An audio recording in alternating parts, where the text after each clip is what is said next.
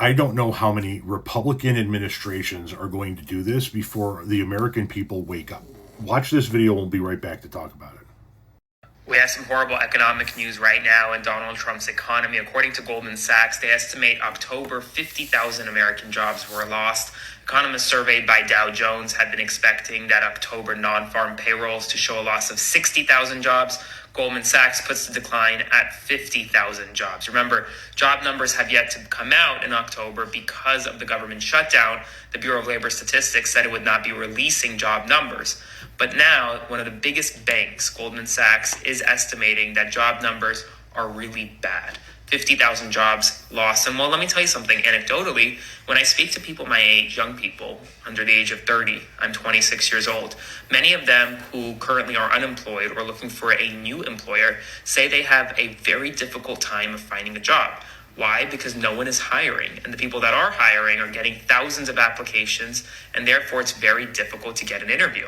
I will continue to provide you updates as we get them. Spread the word. Follow. So once again, we're back to losing jobs.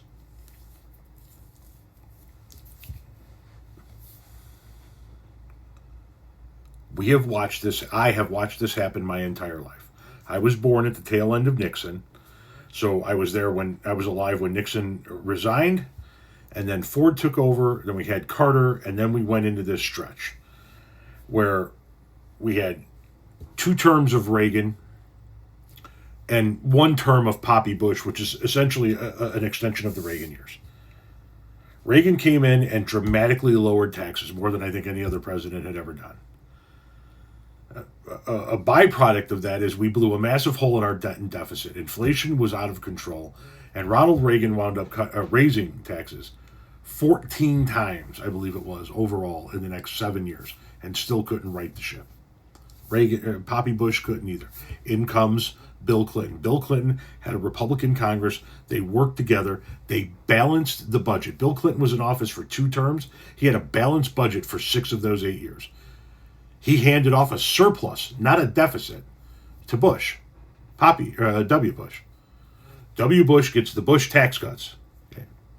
Reagan gets the biggest cuts ever. Massive hole in our debt and deficit. Out of control economy. Just insane. Clinton works with the Republican Congress, fixes all of that, balances the budget, hands off a surplus. W gets the Bush tax cuts and his 2 wars.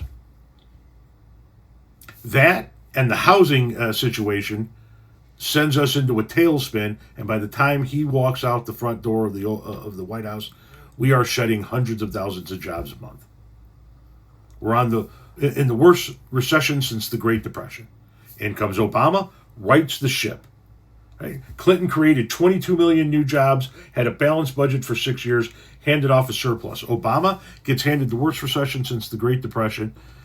He doubles the stock market, cuts unemployment in half, cuts government spending by 2/3, oversees the longest streak of uninterrupted private sector job growth in American history, and brings us back from the brink of another depression. Hands all of that off to Trump. Trump gets the 2017 Trump tax cuts. He oversees the creation of 1.2 million fewer jobs in his first 3 years, pre-pandemic, than Obama did in his last 3 years. Then he ignores a global pandemic, and we drive the economy right off the cliff. Biden comes in, puts it back to normal. We get back to pre-pandemic employment levels, blow by that by 3 million. We work with the Republican Congress to get infrastructure and PACT Act and all kinds of bills passed. Hands that off to Trump again, and where are we? We're not even a year in. We lost 50,000 jobs last month? Yeah, that sounds about right. That sounds about right. Overall, the experts say that we're at 1 million jobs lost this year.